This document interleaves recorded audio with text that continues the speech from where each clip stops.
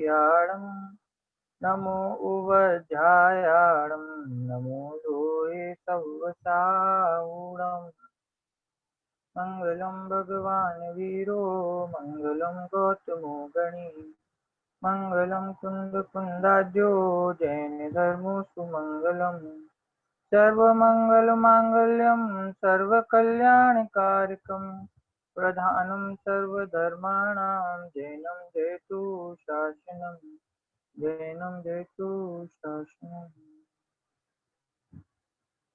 हाजी આપણે જ્યાં પહોંચી ગયા છીએ ત્યાંથી રીડ કરો ને તમે।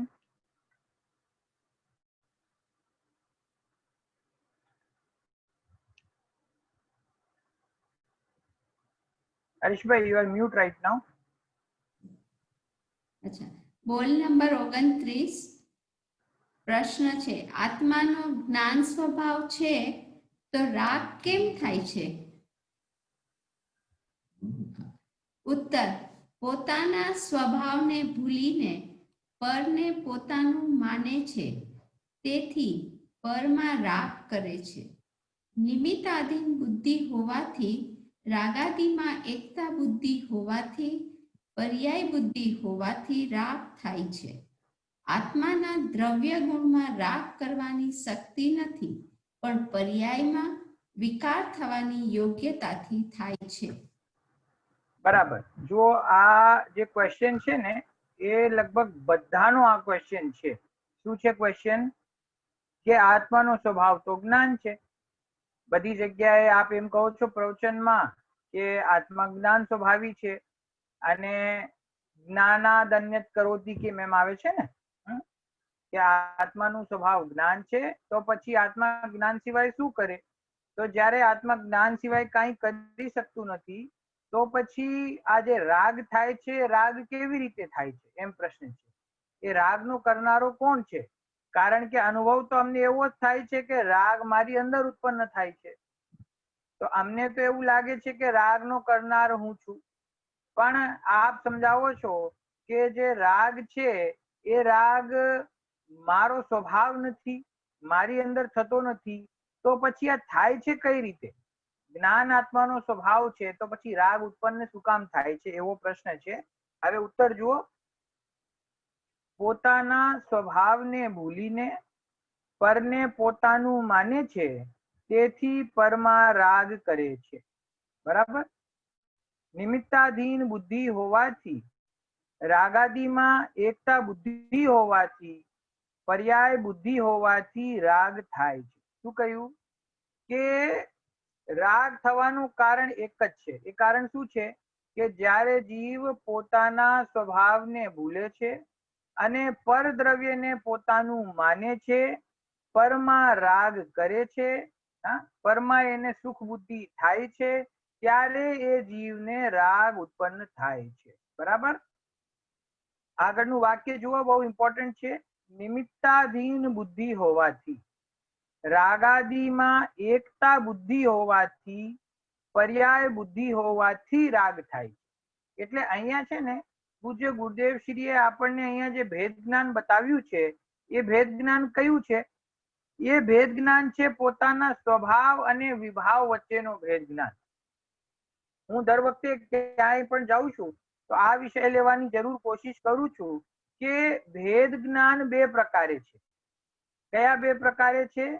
કે એક તો સ્વદ્રવ્ય અને પરદ્રવ્ય વચ્ચે, અને બીજું સ્વભાવ અને પરભાવ। એક તો બે દ્રવ્ય વચ્ચે આપણે ભેદ જ્ઞાન કરીએ કે હું જીવ છું, આ શરીર અજીવ છે, હું એનાથી ભિન્ન છું। એક તો આ ભેદ જ્ઞાન છે।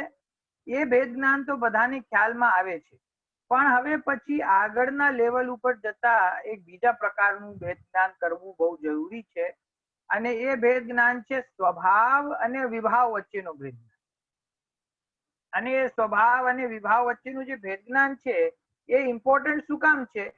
એ સમજવું ઇમ્પોર્ટન્ટ એટલા માટે છે કે જે વિભાવ છે ને એ વિભાવ પણ જીવને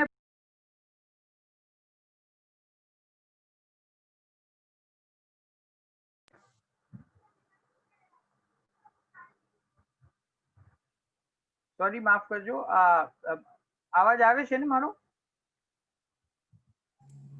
હા આવે છે ઓકે ઓકે, તો સ્વભાવ અને વિભાવ, તો વિભાવનું વિભાવને પોતાનાથી ભિન્ન માનવું એમાં પ્રોબ્લેમ શું છે? કારણ કે વિભાવ ઉત્પન્ન થાય છે ક્યાં? કે વિભાવ અજ્ઞાની જીવને ઉત્પન્ન થતો દેખાય પોતાના આત્મામાં, બરાબર? અને જ્યારે વિભાવ આત્મામાં ઉત્પન્ન થતો દેખાય છતાં જ્યારે આપણા ગુરુઓ આપણને એમ સમજાવે કે રાગાદી ભાવ તારામાં નથી, રાગાદી ભાવ તારો સ્વભાવ નથી, એમ જ્યારે સમજાવવામાં આવે છે ત્યારે આપણને તકલીફ થાય છે સમજવામાં કે જ્ઞાન પણ એક ભાવ છે અને રાગ પણ એક ભાવ છે. જ્ઞાન પણ મારી અંદર ઉત્પન્ન થતું જણાય છે, રાગ પણ મારી અંદર ઉત્પન્ન થતું જણાય છે, છતાં ગુરુ મહારાજ એમ કે છે કે જ્ઞાન તારો સ્વભાવ છે અને રાગ તારો સ્વભાવ નથી. તો આ રાગ જો મારો સ્વભાવ ના હોય તો પછી ઉત્પન્ન કઈ રીતે થાય છે? તો એનો ઉત્તર અહીંયા સમજાવ્યો છે ગુરુદેવે. એ બહુ સમજવા જેવી વાત છે કે રાગાદી વિકારી ભાવ કેવી રીતે ઉત્પન્ન થાય? કે એક તો નિમિત્તાધીન બુદ્ધિ હોવાથી, કે જે સંયોગ આપણને મળે છે, જે નિમિત્ત આપણને મળે છે, એ સંયોગોના કારણે, એ સંયોગોના નિમિત્તે હું સુખી દુખી થાઉં છું એવી આપણી બુદ્ધિ હોવાથી, એવો આપણો અભિપ્રાય હોવાથી. પછી બીજું શું કહ્યું? રાગાદીમાં એકતા બુદ્ધિ હોવાથી, કે જે રાગાદી વિકારી ભાવ છે એ જ્યારે ઉત્પન્ન થાય છે ત્યારે એમાં એકતા બુદ્ધિ આપણી હોય છે. એકતા બુદ્ધિ હોય છે એટલે શું? કે રાગાદી વિકારી ભાવને જીવ અજ્ઞાનના કારણે પોતાનાથી ભિન્ન જોઈ શકતો નથી. એને શું લાગે છે કે રાગ ભાવ છે, મારો તો ભાવ છે. રાગ કોણ કરે છે? જો આ એક બહુ આપણને એક અચંબો થવો જોઈએ કે આપણા શ્રી ગુરુ એટલે આપણે પરમ ગુરુથી ગણીએ, સર્વજ્ઞ પરમાત્માથી પ્રારંભ કરીને જોઈએ તો સર્વજ્ઞ પરમાત્માએ આપણને એમ સમજાવ્યું કે આત્મા જ્ઞાન સ્વભાવી છે, રાગાદી વિકારી ભાવ કરવો એનું કાર્ય નથી. આપણા કુંકુંદ આચાર્ય દેવે પંચ પરમાગમો લખ્યા, બીજા ઘણા શાસ્ત્રો લખ્યા, અને પરંપરામાં આટલા આચાર્ય દેવો થયા, બધાએ આપણને એક જ વાત સમજાવી છે કે ભાઈ જીવનું કાર્ય તો જ્ઞાન માત્ર છે, જીવનો સ્વભાવ જ્ઞાન છે, જીવનો સ્વભાવ ચૈતન્ય છે, રાગાદી વિકારી ભાવ એ જીવનો ભાવ નથી. બરાબર? સર્વજ્ઞ પરમાત્માથી લઈને ગુરુદેવ શ્રી સુધી અને અન્ય વિદ્વાનો સુધી આટલા જીવો આપણને એક જ વાત સમજાવી છે કે આત્મા જ્ઞાન સ્વભાવી છે અને રાગથી ભિન્ન છે. છતાં આપણને હજી એ પ્રશ્ન એવો ને એવો ઉભો રહે છે કે રાગને હું નથી કરતો તો પછી કોણ કરે છે? રાગ પણ મારી અંદર તો ઉત્પન્ન થાય છે. આ રાગ જે થયો એને કરવા વાળો તો હું જ છું, અને અમે સંસારી છીએ તો અમને તો રાગ રહેવાનો, ગ્રસ્ત અવસ્થામાં તો રાગ હોય જ. તો આપણે વિચાર કરવો જોઈએ કે રાગ સાથે એકત્વ બુદ્ધિ કેવી અંદરમાં દ્રઢતાથી પડેલી છે કે સર્વજ્ઞ પરમાત્મા આપણને સમજાવે, કુંકુંદ આચાર્ય આપણને સમજાવે, ગુરુદેવ શ્રી આપણને સમજાવે કે તું રાગથી ભિન્ન છો, છતાંય આપણે માનવા તૈયાર નથી. કારણ કે અનાદિકાળનું અજ્ઞાન છે, અનાદિકાળથી અભ્યાસ એવો છે કે આ જે રાગાદી ભાવ થઈ રહ્યા છે મારી અંદર થઈ રહ્યા છે. આશ્ચર્ય એવો છે કે જે તારો સ્વભાવ છે એ તને ખ્યાલમાં આવતો નથી, એ અનુભવમાં આવતો નથી, અને જે તારો સ્વભાવ નથી, જે તારો વિભાવ છે, એ વિભાવ તને એવો લાગે છે કે જાણે કે આ મારો સ્વભાવ હોય. તો એનું ભેદ જ્ઞાન કરવું બહુ જરૂરી છે. જ્ઞાન સ્વભાવ અને રાગાદી વિકારી ભાવ. ભેદ જ્ઞાન કઈ રીતે થાય? એ ભેદ જ્ઞાન એમ થાય કે એક શુદ્ધ આત્મા હોય, સમજો સિદ્ધ પરમાત્મા છે, તો સિદ્ધ પરમાત્માને રાગાદીની ઉત્પત્તિ થઈ શકે કે ન થઈ શકે? કે સિદ્ધ પરમાત્માને તો રાગ ન થાય. શું કામ ન થાય? કારણ કે રાગને ઉત્પન્ન કરવા માટે નિમિત્ત રૂપ જે સંયોગ જોઈએ, નિમિત્ત રૂપ જે કર્મનો ઉદય જોઈએ, નિમિત્ત રૂપ પરદ્રવ્ય જોઈએ, એ કોઈ ત્યાં સિદ્ધ શિલામાં છે નહીં. બરાબર? એટલે સિદ્ધ પરમાત્માને તો કોઈ દિવસ રાગ થાય નહીં. બરાબર? તો એનો મતલબ શું? કે કોઈ પણ જીવને જ્યારે રાગ થાય છે ત્યારે તેમાં નિમિત્ત કોઈ પણ પરદ્રવ્યનો સંયોગ અને કર્મનો ઉદય હોય છે. બરાબર? એનાથી સિદ્ધ થાય છે કે રાગ છે એ શુદ્ધ જીવમાં એકમાત્ર જીવની અંદર અન્ય કોઈ સંયોગો વગર રાગ ઉત્પન્ન થઈ શકતો નથી. એનાથી સિદ્ધ થાય છે કે રાગ મારો સ્વભાવ નથી. બરાબર? તો રાગ મારો સ્વભાવ નથી, છતાં પણ અનાદિકાળથી નિમિત્તાધીન દ્રષ્ટિ હોવાથી, પરદ્રવ્યને આશ્રિત આપણી બુદ્ધિ હોવાથી રાગ સાથે આપણી એકત્વ બુદ્ધિ છે. અને પછી ત્રીજો પોઈન્ટ કયો ગુરુદેવે કે પર્યાય બુદ્ધિ હોવાથી પોતાની દ્રષ્ટિમાં પોતાનો સ્વભાવ ઇમ્પોર્ટન્ટ આજ સુધી આપણને ભાષિત થયું નથી. હંમેશા આપણી દ્રષ્ટિ આપણને જે પણ કઈ પર્યાય પ્રગટ થાય છે એ પર્યાય ઉપર આપણી દ્રષ્ટિ રહી છે. બે પ્રકારની પર્યાય છે. એક તો આસમાન જાતિ પર્યાય મનુષ્ય પર્યાય પ્રાપ્ત થઈ છે, સ્થૂળ પર્યાય. આયુ કર્મના ઉદયથી આ મનુષ્ય આયુ આપણને મળી અને આ મનુષ્ય ગતિમાં આપણે આવ્યા.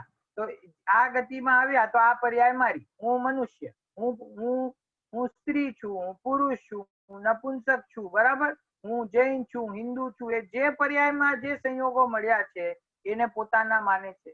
અને સૂક્ષ્મતાથી પ્રત્યેક સમયે પોતાના ગુણોનું જે પરિણમન થઈ રહ્યું છે એ અજ્ઞાનના કારણે કેવું થઈ રહ્યું છે કે વિકારી પરિણમન થઈ રહ્યું છે. તો એ વિકારી પરિણમન એ પણ મારું છે એમ એના અંતરંગમાં શ્રદ્ધાંત છે. તો અનાદિકાળથી આજ સુધી એને નિરંતર પર્યાય બુદ્ધિ વર્તે છે. અને એ પર્યાય બુદ્ધિના કારણે એ પરદ્રવ્યમાં જીવ પોતાને સુખી દુખી થવાની કલ્પના કરે છે, ઈષ્ટ અનિષ્ટ માને છે. તેથી એને રાગ દ્વેષ ભાવ ઉત્પન્ન થાય છે. બરાબર? પણ હવે ઇમ્પોર્ટન્ટ વાત આવે છે આ ક્વેશ્ચનના આન્સરમાં. આત્માના દ્રવ્ય ગુણમાં રાગ કરવાની શક્તિ નથી, પણ પર્યાયમાં વિકાર થવાની યોગ્યતાથી થાય છે. શું કે છે? આ બહુ ઇમ્પોર્ટન્ટ વાત છે કે જે રાગ ઉત્પન્ન થાય છે, તમારો પ્રશ્ન છે કે રાગ ઉત્પન્ન કેમ થાય છે, તો એ કે પહેલા એક વાત સમજો કે આ જે રાગ ઉત્પન્ન થાય છે એ રાગને ઉત્પન્ન કરવાની શક્તિ તારા સ્વભાવમાં નથી. એટલે કે તારા દ્રવ્યમાં પણ રાગ ઉત્પન્ન કરવાની શક્તિ નથી અને તારી અંદર જે અનંત ગુણો છે એ અનંત ગુણોમાં પણ રાગ કરવાની શક્તિ નથી. તો પછી રાગ કેવી રીતે થાય છે?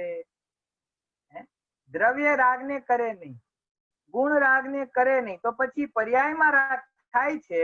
કઈ રીતે થાય છે? તો કે છે કે એ રીતે જ પર્યાયમાં વિકાર થવાની યોગ્યતા હતી, માટે એમાં વિકાર ભાવ ઉત્પન્ન થાય છે. એ વિકારી ભાવને કરનારો તારો દ્રવ્ય પણ નથી અને તારા દ્રવ્યના અનંત ગુણો પણ નથી. સમજાય છે વિશાલભાઈ? જુઓ, બહુ સમજવા જેવી વાત છે. રાગ છે ને, રાગ, તો રાગ છે, ક્રોધ છે, કોઈ પણ જે વિકારી ભાવો છે ને, તો એ રાગાદી વિકારી ભાવ એ કયા ગુણનું વિકારી પરિણમન છે? વિકારી પરિણમન છે ને, સમ્યક પરિણમન તો નથી, વિકારી પરિણમન છે. તો કયા ગુણનું વિકારી પરિણમન છે? જેમ કે મિથ્યાત્વ, એમ કહું, મિથ્યા દર્શન, તો શ્રદ્ધા ગુણનું વિપરીત પરિણમન છે. અજ્ઞાન, તો એ જ્ઞાન ગુણનું વિપરીત પરિણમન છે.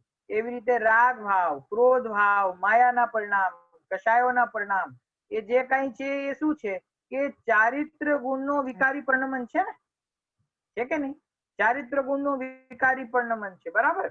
હવે પ્રમાણની દ્રષ્ટિથી તો એવું કહેવામાં આવે છે કે ભાઈ રાગ જીવની અંદર થાય છે, કોઈ બહાર પૂતગલમાં તો થતો નથી. તો એ રાગ ભાવ છે એ કયા ગુણની પર્યાય છે? વિકારી કે અવિકારી પછી વિચારશું, પણ કયા ગુણની પર્યાય છે? તો કે ચારિત્ર ગુણની પર્યાય છે. કેવી પર્યાય છે? તો કે વિકારી પર્યાય. બરાબર? તો જે રાગ ભાવ મારા ચારિત્ર ગુણની વિકારી પર્યાય છે એને સ્વભાવની દ્રષ્ટિએ જોતા 47 શક્તિના આખા પ્રકરણમાં છે શું વાત કહી છે કે મારી અંદર રાગ ઉત્પન્ન કરવાની શક્તિ જ નથી.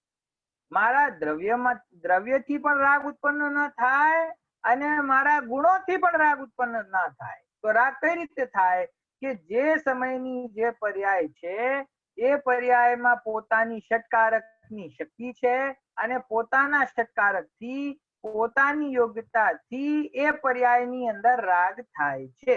એને કરનારો મારો દ્રવ્ય પણ નથી અને મારા દ્રવ્યના ગુણો પણ નથી. તો કોઈ એમ કે હમણાં તો તમે કહ્યું કે ચારિત્ર ગુણની વિકારી પર્યાય છે. હવે તમે કહો છો કે મારા ગુણ છે એ વિકારી પર્યાયને કરી શકે નહીં, બરાબર? તો એ કઈ રીતે બેસે? તો કે છે કે ભાઈ જે ગુણ દ્રવ્ય છે, આપણે માનીએ કે નહીં કે ત્રિકાળી ધ્રુવ વસ્તુ શુદ્ધ છે, અનાદિ અનંત મારો ભગવાન આત્મા શુદ્ધ છે કે નહીં? તો દ્રવ્ય છે શુદ્ધ છે. હવે દ્રવ્ય નામ કોનું? કે જે અનંત ગુણોનું પિંડ છે, અનંત ગુણોનું સમૂહ છે, એનું જ નામ દ્રવ્ય છે ને. અનંત ગુણોના દ્રવ્યની પરિભાષા શું છે? ગુણોના સમૂહને દ્રવ્ય કહેવામાં આવે છે, બરાબર? તો દ્રવ્ય શુદ્ધ છે એનો મતલબ શું થયો? કે એની અંદર જેટલા ગુણ છે એ ગુણ તો શુદ્ધ હોય જ ને. ગુણ અશુદ્ધ હોય તો અશુદ્ધ ગુણોનો સમૂહ શુદ્ધ દ્રવ્ય કેવી રીતે બને? દ્રવ્ય શુદ્ધ છે એનો મતલબ શું? કે એ જે ગુણોનો સમૂહ છે એ ગુણ પણ શુદ્ધ છે. તો બહુ સરળ લોજિક છે, ઈઝી લોજિક છે. તો અનંત ગુણ જે છે આત્માની અંદર એ ખરેખર શુદ્ધ રૂપે રહેલા છે. એનું કારણ છે કે જેમ આપણે દ્રવ્યને ત્રિકાળી કહીએ છીએ એમ એની અંદર રહેનારા જે ગુણો છે એ પણ ત્રિકાળી છે. ગુણ નવીન પ્રગટ થાય અને પછી એમનો વ્યય થઈ જાય એવું તો બનતું નથી. દ્રવ્ય ત્રિકાળી છે એમ એની અંદર રહેલા અનંત ગુણો પણ ત્રિકાળી છે. ત્રિકાળી છે એટલે હંમેશા રહેનારા છે, શાશ્વત છે. જેમ દ્રવ્ય શાશ્વત છે એમ એના ગુણો પણ શાશ્વત છે. જેમ દ્રવ્યને આપણે એમ કહીએ કે પરમ પારણામિક વસ્તુ છે, પારણામિક ભાવ છે. પારણામિક ભાવ એટલે શું? કે જેને કર્મોના ઉદય, ઉપશમ, ક્ષય કે ક્ષય ઉપશમ એમાંથી કોઈની અપેક્ષા નથી.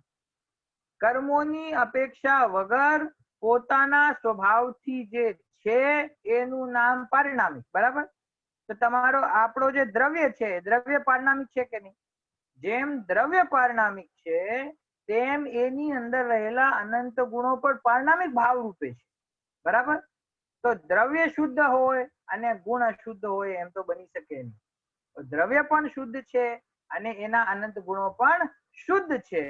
તો પછી દ્રવ્ય પણ શુદ્ધ, અનંત ગુણો પણ શુદ્ધ, તો રાગ રૂપી વિકારી પર્યાયને કરે કોણ? ચારિત્ર ગુણ શુદ્ધ છે. આ બહુ સમજવા જેવી વાત છે. પ્રમાણની દ્રષ્ટિથી બધી જગ્યાએ ચર્ચા ચાલે છે અને આપણે એ જ વાત હંમેશા સાંભળી હોય ને એટલે આપણા સંસ્કારમાં બેસી ગઈ હોય કે જ્ઞાન ગુણનું શુદ્ધ પરિણમન સમ્યક જ્ઞાન, વિકારી પરિણમન મિથ્યા જ્ઞાન. શ્રદ્ધા ગુણનું સમ્યક પરિણમન સમ્યક દર્શન અને વિકારી પરિણમન મિથ્યા દર્શન. ચારિત્ર ગુણનું સમ્યક પરિણમન વિતરાગતા અને વિકારી પરિણમન રાગાદિભાવ. બરાબર વાત છે, આમાં કઈ ખોટું નથી. પણ પોતાના સ્વભાવની દ્રષ્ટિએ જોતા, પોતાના ત્રિકાળી ભગવાન આત્માની દ્રષ્ટિએ જોતા, પોતાના ત્રિકાળ સ્વભાવની શુદ્ધતાને જોતા જે એના અનંત ગુણ છે એ પણ શુદ્ધ છે. એ અનંત ગુણોમાં વિકારી પરિણમન ઊભું થાય એવી શક્તિ એ ગુણોની અંદર નથી. તમે 47 શક્તિઓ પર પૂજ્ય ગુરુદેવશ્રીના પ્રવચનો સાંભળ્યા હશે અને આગળ પણ સાંભળજો. તો એક જ વાત વારંવાર ગુરુદેવે એક શક્તિમાં કહી છે. શું કહી છે? કે આત્માની કોઈ પણ શક્તિમાં વિકારી પર્યાયને ઉત્પન્ન કરવાની શક્તિ નથી. અનંત શક્તિઓ છે આત્મામાં, અનંત ગુણો છે, પણ કોઈ પણ ગુણ અને કોઈ પણ શક્તિ વિકારી ભાવને કરતો નથી. વીર્ય શક્તિ આવે ને તો વીર્ય શક્તિનો અર્થ શું કર્યો ગુરુદેવે? કે સ્વરૂપની રચના કરનાર. વીર્ય શક્તિ એટલે શું? સ્વરૂપની રચના કરનાર. કે જે પોતાના સ્વભાવને અનુસરીને જે શુદ્ધ પર્યાય ઉત્પન્ન થાય, જે વિશુદ્ધતા ઉત્પન્ન થાય છે એ વિશુદ્ધતાને કરનારો કોણ છે? તો કે વીર્ય ગુણ છે. તો કોઈએ પ્રશ્ન કર્યો કે રાગાદિની પર્યાય પણ ઉત્પન્ન થાય છે ને આત્મામાં, તો રાગ થાય એ વીર્ય શક્તિનું વિકારી પરિણમન કહેવાય કે ના કહેવાય? બોલો. વિકારી ભાવ થાય તો એ પોતાની વીર્ય શક્તિથી થાય છે ને. જો શક્તિ ના હોય તો વિકારી ભાવની પર્યાય ઉત્પન્ન કઈ રીતે થાય? તો ગુરુદેવ કે ના, વીર્ય ગુણમાં એવી તાકાત નથી કે રાગની પર્યાયને ઉત્પન્ન કરે. વીર્ય ગુણ તો પોતાના સ્વભાવને આશ્રિત શુદ્ધ પર્યાયને જ કરે છે. વિકારી પર્યાયને કરનારો વીર્ય ગુણ નથી. તો પછી કોણ છે? તો એના માટે કહ્યું કે એ પર્યાયની અંદર સ્વયં જે ષટકારકની શક્તિ છે, એટલે કે વિકાર થવાની યોગ્યતા છે, એ તત્સમયની ક્ષણિક યોગ્યતાથી એ પર્યાયની અંદર એ વિકારી ભાવ થાય છે. ત્યાં તો ગુરુદેવને એવો પ્રશ્ન પણ કર્યો કોઈએ કે સાહેબ તમે કહો છો કે દ્રવ્યમાંથી આ વિકારી પર્યાય થતી નથી, ગુણમાંથી વિકારી પર્યાય થતી નથી, તો આ શું વિકારી પર્યાય કોઈ અધર્મમાં થાય છે?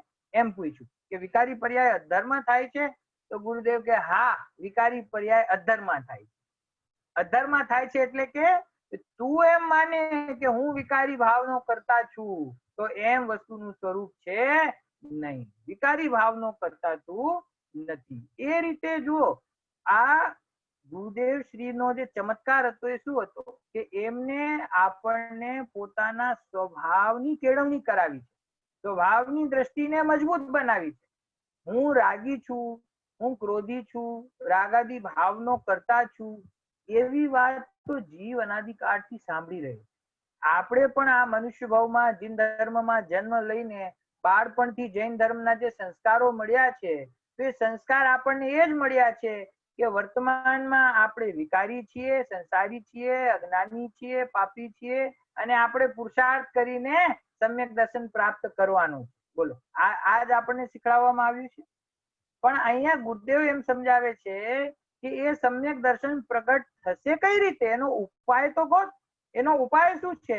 કે એનો ઉપાય છે તું તારા આત્માનો અનુભવ કર. પણ તારો આત્મા છે કેવો એનો નિર્ણય કર્યો છે? આત્મા તારો વિકારી છે કે અવિકારી છે, શુદ્ધ છે કે અશુદ્ધ છે, જ્ઞાન રૂપ છે કે અજ્ઞાન રૂપ છે, સમ્યક દર્શન રૂપ છે કે મિથ્યા જ્ઞાન રૂપ છે, અજવાળા રૂપ છે કે અંધારા રૂપ છે, કઈ રીતે છે એનો પેલા તું વિચાર તો કર. હજી તને આત્માના સ્વરૂપની ખબર ના હોય, હજી તને એટલી ખબર ના હોય કે આત્મા રૂપી છે કે અરૂપી. આંખ બંધ કરતા તને એમ થાય કે મને અજવાળું દેખાય છે એટલે મને સમ્યક દર્શન થઈ ગયું. એવા ઘણા હોય છે કે અમે ધ્યાનમાં બેસીએ અને ધ્યાનમાં બેસીને અમને લાઈટ પ્રકાશ દેખાય અંદરમાં, એટલે અમને સમ્યક દર્શન પ્રગટ થઈ ગયું. હવે આત્મા અરૂપી છે કે રૂપી એટલી પણ ખબર ના હોય, એને આત્મા પ્રગટ કઈ રીતે થાય? જે પ્રકાશ છે, પ્રકાશ કયા ગુણની પર્યાય છે? કયા દ્રવ્યની પર્યાય છે?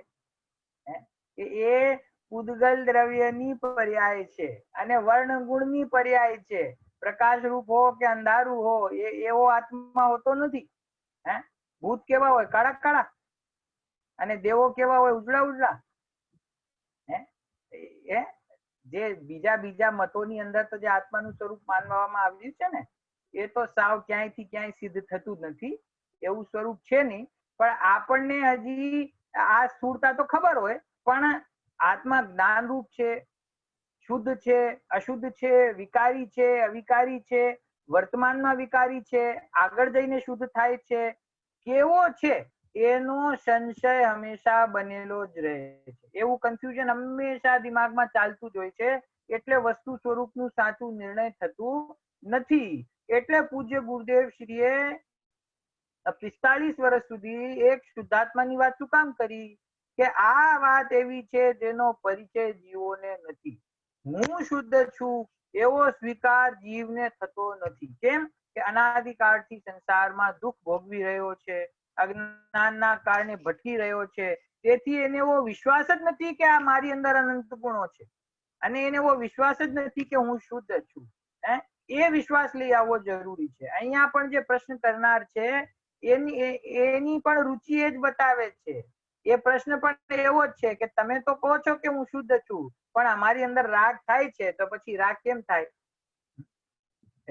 રાગને કરનાર કોણ છે? હું છું ને. તો ગુરુદેવશ્રી કહે છે કે ભાઈ, જ્યાં સુધી તું તારા સ્વભાવનો આશ્રય નહીં લે, જ્યાં સુધી તારી બુદ્ધિ પર્યાય બુદ્ધિ રહેશે, જ્યાં સુધી તારી દ્રષ્ટિ નિમિત્તાધીન રહેશે, જ્યાં સુધી તું પરદ્રવ્યના કારણે પોતાના સુખ દુઃખને માનીશ, ત્યાં સુધી તને રાગ ઉત્પન્ન થતો રહેશે અને ત્યાં સુધી તને દુઃખ થતું રહેશે.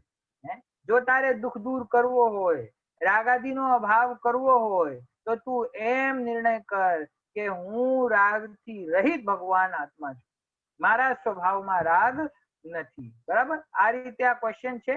અવીએ વચ્ચે હેન્ડ રેસ કરેલો, સો અવી if you want to ask anything. હા, આપણે કીધું કે ગુણમાં એવી શક્તિ નથી કે વિકારી પર્યાયને કરી શકે, તો ગુણમાં એ શક્તિ છે કે નિર્મળ પર્યાયને પ્રગટ કરી શકે. હા, યસ યસ, કેમ કે પર્યાય, ગુણ છે. હા, બોલો બોલો. કેમ કે તમે કહ્યું કે પર્યાય એની ષટકારકથી થાય છે. હા, બરાબર છે. પર્યાય એની ષટકારકથી ઉત્પન્ન થાય છે, એ વાત બરાબર છે.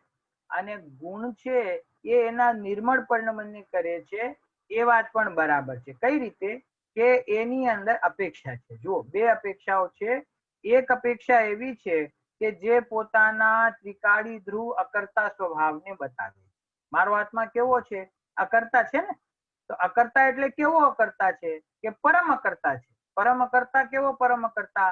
તો 320 ગાથા એક વખત આપણે ખાલી ગાથા વાંચી લઈએ ને તોય આપણને ખ્યાલ આવી જાય કે જેમ નેત્ર છે એ કોઈ પણ ક્રિયાને કરતું નથી, માત્ર જાણે છે, એમ આત્મા પણ કર્મના આશ્રવની, બંધની, નિર્જરાની કે મોક્ષની ક્રિયાને કરતું નથી, માત્ર જાણે છે. બરાબર?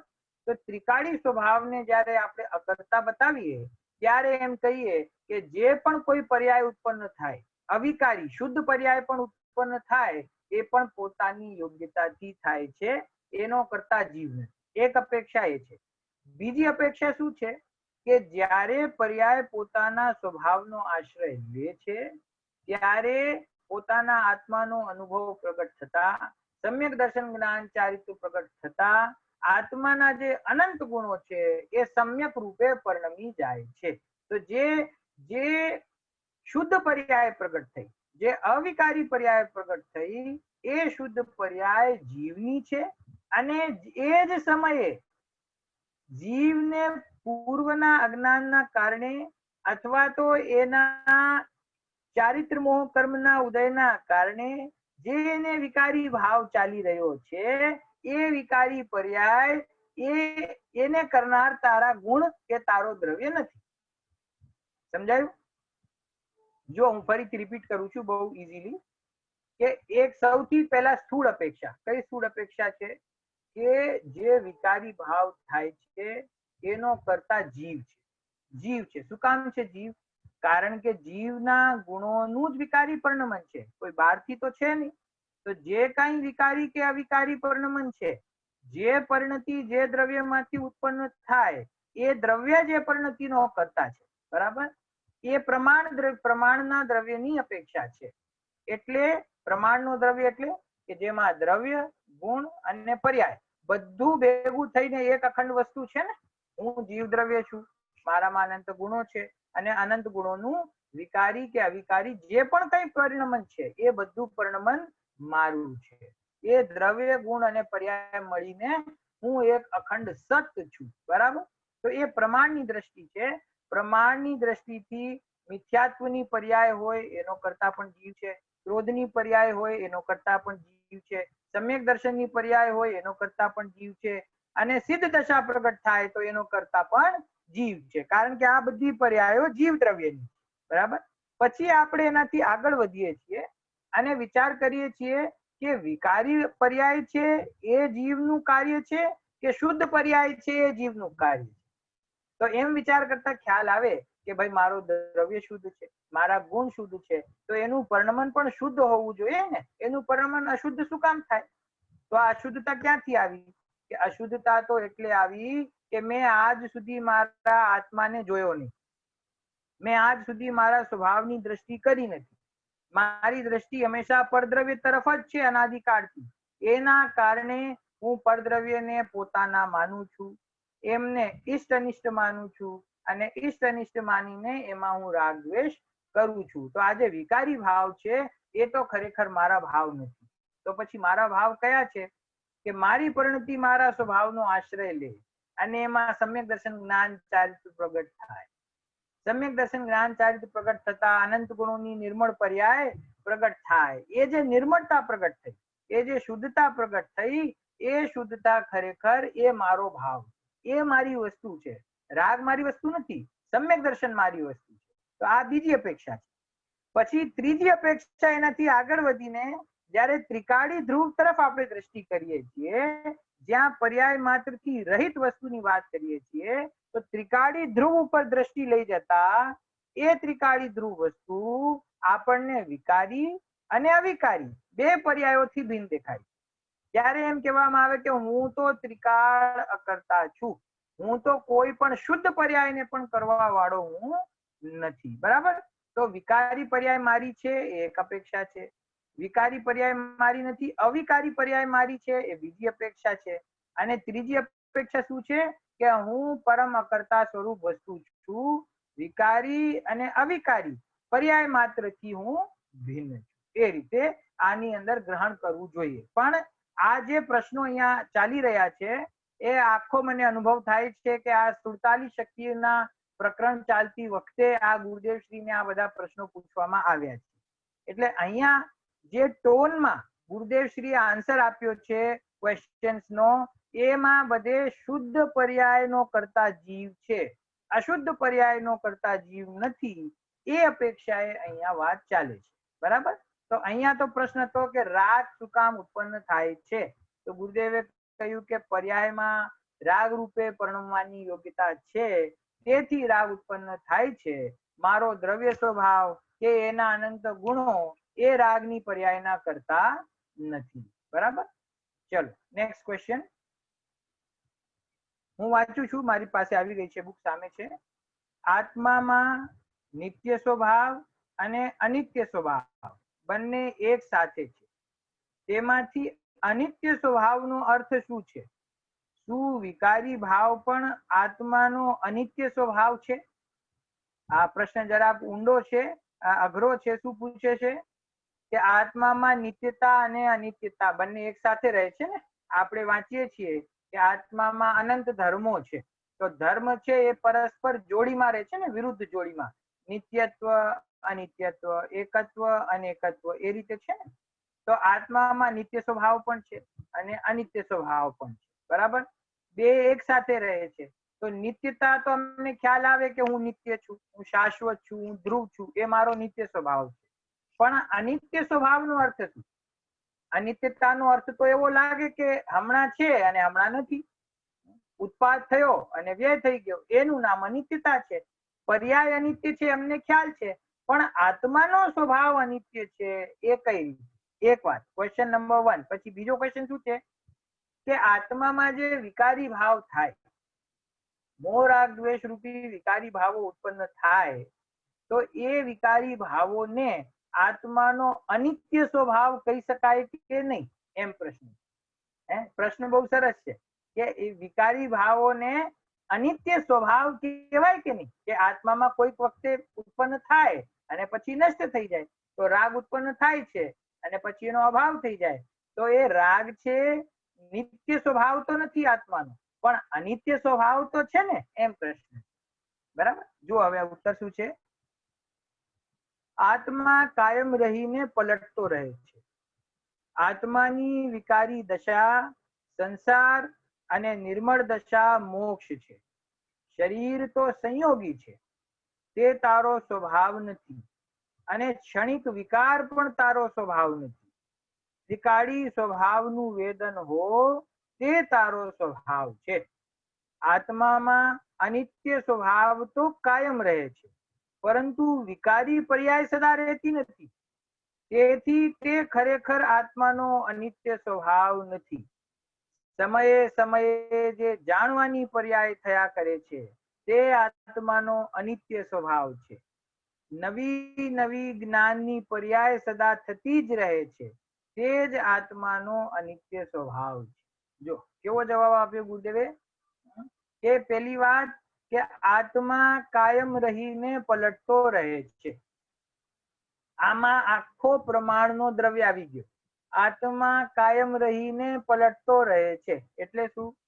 આત્મા કાયમ રહે એટલે કે ધ્રુવ રૂપ રહીને, શાશ્વત રહીને, અપરિણામી રહીને પણ પલટતો રહે છે, એટલે કે એની અંદર પર્યાયોનો ઉત્પાદ અને વ્યય થાય. એવી વ્યવસ્થા છે કે ઉત્પાદ વ્યય દ્રવ્યાત્મક વસ્તુ છે ને, ઉત્પાદ વ્યય દ્રવ્ય યુક્તમ સત, કે હું એક સતરૂપ અખંડ રૂપ વસ્તુ છું, એની અંદર ઉત્પાદ પણ થાય છે, વ્યય પણ થાય છે, અને ઉત્પાદ વ્યય હોવા છતાં હું હંમેશા એવો ને એવો ત્રિકાળી ધ્રુવ વસ્તુ અનાદિ અનંત એક રૂપે જ રહું છું, એની અંદર કોઈ પરિવર્તન થતો નથી. તો આત્મા કાયમ રહીને પલટતો રહે છે. બરાબર. હવે આત્માની વિકારી દશા કઈ છે? કે સંસાર એ આત્માની વિકારી દશા છે અને મોક્ષ એ આત્માની નિર્મળ દશા છે. બરાબર. શરીર તો સંયોગી છે. એટલે જે પ્રશ્ન છે ને, પ્રશ્નમાં અનિત્ય સ્વભાવની જે વાત કરી છે ને, એને ગુરુદેવ સમજાવે છે કે અનિત્ય સ્વભાવનો અર્થ તું શરીર ના સમજતો કે આ શરીરનો સંયોગ તને મળ્યો છે તો આ અનિત્ય સ્વભાવ કહેવાય કે નહીં, કે હમણાં મળ્યો છે પછી છૂટી જશે, તો જ્યાં સુધી છે ત્યાં સુધી એ આત્માનો અનિત્ય સ્વભાવ કહેવાય કે નહીં? તો કે ના, શરીર તો સંયોગ મળેલો છે, એ આત્માનો નિત્ય સ્વભાવ પણ નથી અને અનિત્ય સ્વભાવ પણ નથી, એ તો સંયોગી વસ્તુ છે. બરાબર. તે તારો સ્વભાવ નથી. બરાબર. શરીર છે એ તારો સ્વભાવ નથી અને ક્ષણિક વિકાર પણ તારો સ્વભાવ નથી. હવે અહીંયા રાગ ઉપર આવ્યા. જુઓ કે ક્રોધની પર્યાય હો, રાગની પર્યાય હો, કોઈ પણ કષાય ભાવની પર્યાય હો, તો એ કષાય ભાવ ક્ષણિક છે, એ ઉત્પન્ન થાય છે અને પછી એનો વ્યય થઈ જાય છે. તો એ રાગાદી ભાવને તો આત્માના અનિત્ય સ્વભાવ કહેવાય કે ના કહેવાય? એ જ મૂળ પ્રશ્ન છે કે રાગાદી ભાવ આત્માનો અનિત્ય સ્વભાવ છે કે નહીં? નિત્ય સ્વભાવ તો અમને ખ્યાલમાં આવી ગયું, પણ અનિત્ય સ્વભાવ તો રાગાદીને કહેવાય કે ના કહેવાય? તો ગુરુદેવે કહ્યું કે ક્ષણિક વિકાર પણ તારો સ્વભાવ નથી. તારો સ્વભાવ નથી એટલે કે ત્રિકાળી અથવા ક્ષણિક કોઈ પણ પ્રકારનો સ્વભાવ નથી.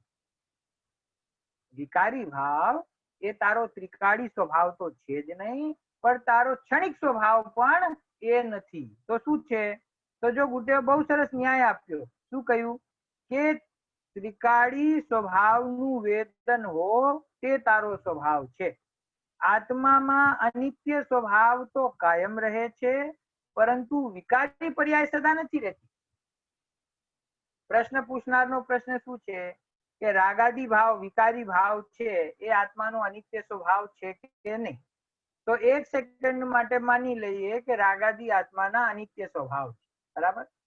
તો ગુરુદેવનું કહેવું એમ છે કે જો રાગાદી આત્માના અનિત્ય સ્વભાવ હોય તો આત્માનો અનિત્ય સ્વભાવ તો સદાકાળ કાયમ રહે છે. અનિત્ય સ્વભાવ ત્રિકાળ છે, એ કોઈ દિવસ છૂટતું નથી. મોક્ષમાં જઈને આત્મા નિત્ય થઈ જતો હોય એમ નથી. એનો સ્વભાવ નિત્યતા રૂપ પણ છે અને અનિત્યતા રૂપ પણ છે. તો અનિત્ય સ્વભાવ તો સિદ્ધ દશામાં પણ છે, પરંતુ સિદ્ધ દશામાં રાગ આદિ વિકારી ભાવ નથી. શું કહ્યું? અનિત્ય સ્વભાવ સિદ્ધ દશામાં છે પણ રાગાદી સિદ્ધ દશામાં નથી. એનો મતલબ શું? કે રાગાદી આત્માના અનિત્ય સ્વભાવ નથી. સમજાણું? પ્રશ્ન શું હતો? હા, ફરીથી સુરેશભાઈ, અઘરું છે જરા. બે સ્વભાવની વાત છે અહીંયા, નિત્ય સ્વભાવ અને અનિત્ય સ્વભાવ. બરાબર. તો નિત્ય સ્વભાવ શું છે આત્માનો? તો પ્રશ્ન કરનારની જે સમજ છે એ પ્રમાણે કે ભાઈ હું ત્રિકાળી છું, હું શાશ્વત છું, હું હંમેશા રહેવા વાળો છું, હું કોઈ દિવસ મારી હાનિ ન થાય, મારો નાશ ન થાય. બરાબર. તો એ તો ત્રિકાળ વસ્તુ છું ને હું, તો એ તો થઈ ગયો મારો નિત્ય સ્વભાવ, નિત્ય છું. હવે અનિત્ય સ્વભાવ કોને કહેવાય? જીનવાણીમાં આવે છે કે આત્મા નિત્ય પણ છે અને અનિત્ય પણ છે. તો અનિત્ય સ્વભાવ કોને કહેવાય? તો મને એમ લાગે છે કે આજે રાગાદી વિકારી ભાવો છે એ મારા અનિત્ય સ્વભાવ છે, કારણ કે ઉત્પન્ન થાય છે અને પછી એમનો નાશ થઈ જાય છે. તો એ મારા અનિત્ય સ્વભાવ, અને હું ત્રિકાળ રહું છું, એ મારો નિત્ય સ્વભાવ. એ રીતે આત્મામાં નિત્યતા અને અનિત્યતા બંને છે. તો ગુરુદેવ ઉત્તર આપે છે કે એમ નથી. રાગાદીને તારા અનિત્ય સ્વભાવ ના કહેવાય. શું કામ ના કહેવાય? કે તારો જે અનિત્ય સ્વભાવ છે ને એ તારા નિત્ય સ્વભાવની જેમ ત્રિકાળ છે. એટલે કે સિદ્ધ દશામાં પણ સિદ્ધ ભગવાનને પણ નિત્યતા રૂપ ધર્મ પણ પ્રગટ છે અને અનિત્યતા રૂપ ધર્મ પણ પ્રગટ છે. તો એમને અનિત્ય સ્વભાવ તો છે પણ રાગાદી નથી. એનાથી શું સિદ્ધ થાય છે? કે તું જે એમ સમજે છે કે રાગાદી ભાવ મારો અનિત્ય સ્વભાવ છે, એમ વસ્તુનું સ્વરૂપ નથી. શું કહ્યું? કે અનિત્ય સ્વભાવ તો કાયમ રહે છે, પરંતુ વિકારી પર્યાય સદા રહેતી નથી. સંસાર અવસ્થા જ્યાં સુધી છે ત્યાં સુધી વિકારી અવસ્થા છે અને સંસાર દશાનો અભાવ થયો, સમસ્ત વિકારનો અભાવ થયો, પૂર્ણ શુદ્ધ દશા પ્રગટ થઈ તો અનિત્ય સ્વભાવ તો ટકી ગયો અને વિકારી અવસ્થાથી છૂટી ગઈ. તો જે અવસ્થા છૂટી જાય છે એ આત્માનો સ્વભાવ હોઈ શકે નહીં. અનિત્ય સ્વભાવ તો કાયમ રહે છે, અનિત્યતા કાયમ રહે છે, પણ રાગાદી ભાવ રહેતા નથી. બરાબર? તેથી તે એટલે કે રાગાદી ભાવો ખરેખર આત્માનો અનિત્ય સ્વભાવ નથી. રાગાદી ભાવો આત્માના અનિત્ય સ્વભાવ નથી. તો હવે પ્રશ્ન થાય કે રાગાદી અનિત્ય સ્વભાવ નથી તો પછી અનિત્ય સ્વભાવ શું છે? તો ગુરુદેવ કે છે સમયે સમયે જે જાણવાની પર્યાય થયા કરે છે તે આત્માનો નિત્ય સ્વભાવ છે. કે તું રાગને શું કામ અનિત્ય સ્વભાવ માને છે? તારો જ્ઞાન ગુણ છે એ કેવો છે હરીશભાઈ? નિત્ય છે કે અનિત્ય છે જ્ઞાન ગુણ? જ્ઞાન ગુણ નિત્ય છે. જેટલા પણ ગુણ છે નિત્ય છે. નિત્ય છે એટલે સદાકાળ રહેનારા છે, શાશ્વત છે. અને એ જ્ઞાન ગુણનું જે પરિણમન થાય છે, પ્રત્યેક સમયે એ ગુણોની જે પર્યાય પ્રગટ થાય છે એનું નામ અનિત્યતા છે. કારણ કે એ પર્યાય એક સમયની છે, ઉત્પન્ન થાય છે અને નષ્ટ થઈ જાય છે, ઉત્પન્ન થાય છે અને નષ્ટ થઈ જાય છે.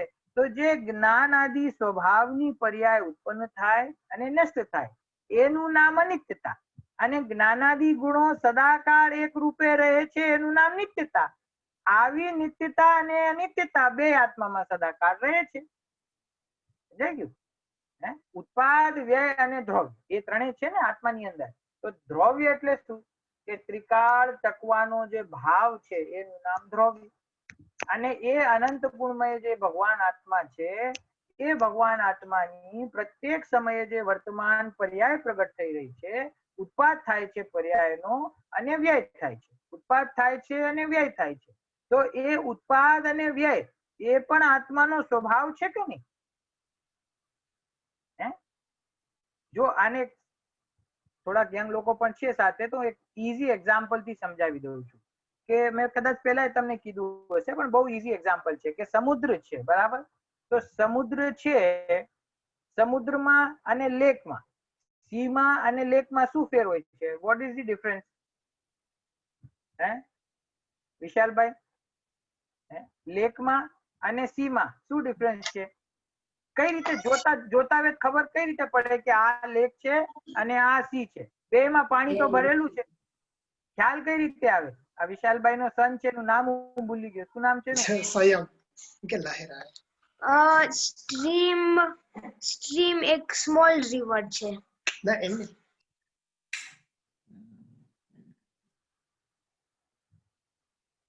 પ્રશ્ન મારો ખ્યાલ આવ્યો કે લેક અને સી એ બે માં ડિફરન્સ શું છે? કઈ રીતે ખબર પડે? સમુદ્રમાં લહેર આવે. હા, સમુદ્રનો સ્વભાવ શું છે કે એમાં લહેર ઉત્પન્ન થાય. બરાબર? લહેર ઉત્પન્ન થઈ અને પછી શું થાય? અમુક સેકન્ડમાં એ લહેર પાછી સમુદ્રમાં સમાઈ જાય છે, ફરીથી ઉત્પન્ન થાય, ફરી સમાઈ જાય. તો એ જે લહેર છે કેવી છે વિશાલભાઈ? લહેર કેવી છે? અનિત્ય છે. અને સમુદ્ર કેવો છે? નિત્ય છે. બરાબર? એ નિત્ય વસ્તુમાંથી લહેર ઉઠે છે, પાછી અંદર જતી રહે છે, ઉઠે છે, ઉત્પાદ થાય, પાછો એનો વ્યય થઈ જાય, ઉત્પાદ થાય, વ્યય થઈ જાય. બરાબર? તો આપણે એમ કહીએ કે સમુદ્રની એનું કહીએ ને એનું પેટાળ જે છે, એનું ગર્ભ જે છે એ કેવું છે? સમુદ્રને કેવું કહેવાય? ગંભીર. સમુદ્રને જ્યાં પણ એની જીનવાણીમાં કે સાહિત્યમાં ગમે ત્યાં જયારે સમુદ્રની વાત આવે ને તો એમ કહેવાય ધીર ગંભીર સમુદ્ર. એટલે ગંભીર હોય છે. એનું પેટાળ કેવું છે? ગંભીર છે. અને એના સપાટી ઉપર શું થાય છે? એ સપાટી ઉપર લહેરો આવ્યા કરે છે. તો એક લહેર ઉત્પન્ન થાય અને જતી રહે, એ અનિત્ય છે. અને સમુદ્ર છે એ કેવું છે? નિત્ય છે. એટલું તો ખ્યાલ આવે આપણને. હવે લહેર ઉત્પન્ન થવાની ક્રિયા, લહેર ઉત્પન્ન થાય અને વ્યય થાય, ઉત્પન્ન થાય અને એનો વ્યય થાય, એ જે પ્રક્રિયા છે એ પ્રક્રિયા નિત્ય છે કે અનિત્ય છે? પ્રશ્ન સમજાયો મારો? શું કહું છું મિસિસ શ્રેષભાઈ? હા, જે લહેર ઉઠી ભાભી અને લહેર પાછી સમુદ્રમાં જતી રહી, તો એક લહેર ઉઠી અને ગઈ એને તો આપણે એમ કહીએ કે અનિત્ય છે. બરાબર? પણ લહેર ઉઠવાની અને પાછી પાણીમાં જતી રહેવાની જે સિસ્ટમ છે, જેનાથી સમુદ્ર ઓળખાય છે કે સમુદ્ર એને કહેવાય કે જેની અંદર નિરંતર લહેર ઉઠતી હોય અને પાછી સમુદ્રમાં ડૂબી જતી હોય. એ જે લહેર ઉઠવાની અને પાછી ડૂબી જવાની જે સિસ્ટમ છે, એ સિસ્ટમ અનિત્ય છે કે નિત્ય છે? એટલે 100 વર્ષ પહેલા સમુદ્રમાં લહેર આવતી અને હવે કાળ આગળ વધતો જાય છે તો હવે નથી આવતી, એવું થાય છે? કે ચોથા કાળમાં સમુદ્રમાં લહેર ઉઠતી હતી પરંતુ 5મા કાળમાં સમુદ્રમાં લહેર નથી ઉઠતી, એવું બને છે? નહીં. કે સમુદ્ર છે તો એની અંદર લહેર ઉઠશે જ.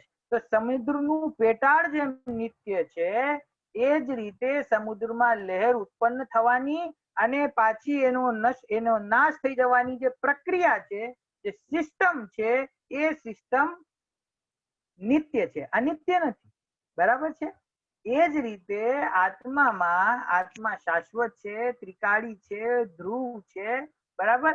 અને એ આત્મામાં એક સમયની પર્યાય ઉત્પન્ન થાય. તો જે એક સમયની પર્યાયનો ઉત્પાદ થયો અને ઉત્પાદ થઈને વ્યય થઈ ગયો, તો એક સમયની પર્યાયને આપણે શું કહીએ? અનિત્ય. હું નિત્ય છું અને પર્યાય અનિત્ય છે. પરંતુ એ પર્યાય આત્મામાં ઉત્પન્ન થશે અને નષ્ટ થઈ જશે, થશે અને નષ્ટ થઈ જશે.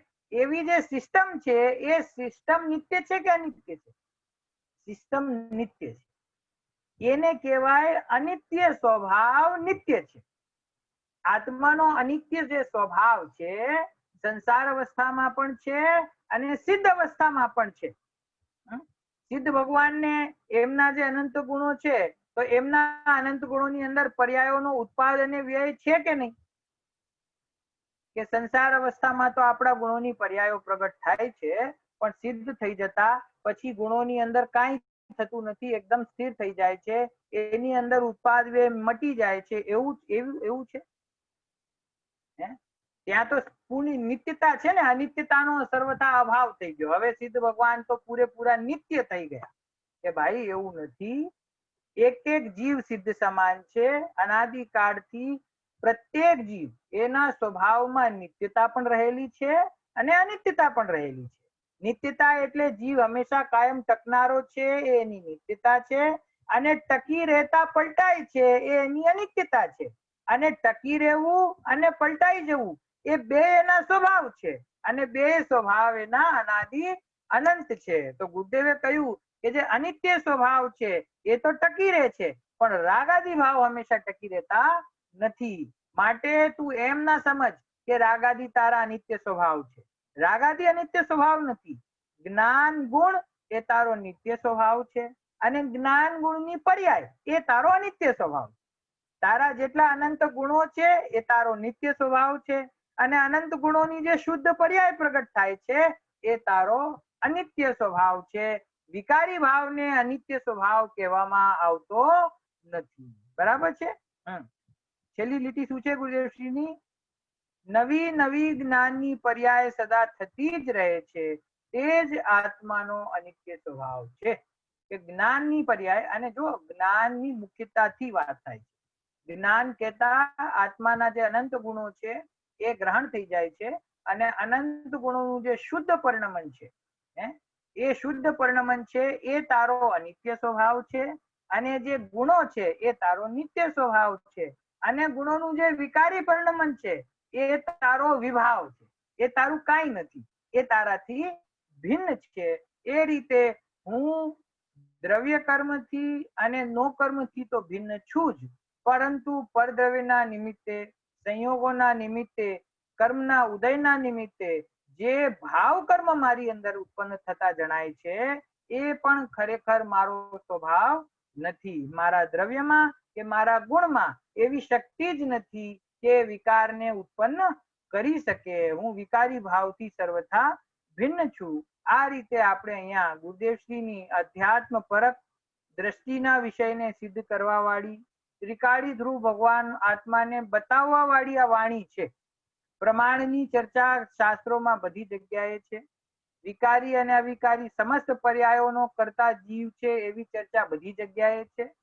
પ્રમાણથી પોતાના આત્માનો નિર્ણય કર્યા પછી જ્યાં સુધી દ્રવ્ય કર્મ, ભાવ કર્મ અને નો કર્મથી ભિન્ન પોતાના શુદ્ધાત્માનો નિર્ણય જીવ ના કરી શકે ત્યાં સુધી એને સમ્યક દર્શન પ્રગટ થતું નથી. એટલે પ્રમાણથી તો નિર્ણય જરૂર કરવો આત્માનો, પરંતુ પ્રમાણથી નિર્ણય કર્યા પછી શુદ્ધ નય દ્વારા, નિશ્ચય નય દ્વારા પોતાના શુદ્ધાત્માના સ્વરૂપને સમજવું અને પછી શુદ્ધાત્માને ગ્રહણ કરીને નિશ્ચયને પણ ભૂલી જવો અને વ્યવહારને પણ ભૂલી જવો, પ્રમાણને પણ ભૂલી જવું અને અપેક્ષાઓને પણ ભૂલી જવી અને પોતાના ત્રિકાળી સ્વભાવનો નિર્વિકલ્પ થઈને અનુભવ કરવો, એ જ ખરેખર આપણું એક પુરુષાર્થ હોવો જોઈએ, એ જ દિશામાં આપણું કાર્ય હોવું જોઈએ. અને એ રીતે જ મોક્ષ માર્ગની પ્રથમ સીડી એટલે કે સમ્યક દર્શન પ્રગટ થાય છે અને જીવ સિદ્ધ દશાને પ્રાપ્ત કરે છે. આપણે સૌ સિદ્ધ દશાને પ્રાપ્ત કરીએ એ ભાવનાથી આજની વાત સમાપ્ત કરું છું.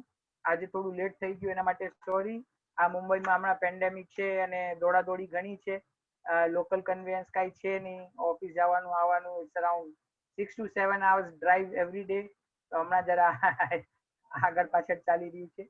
તો ચાલો, જય જીનેન્દ્ર. એની ક્વેશ્ચન હોય તો પૂછી શકો છો. નાયકજી એક નાનકડો એક વિચાર હતો.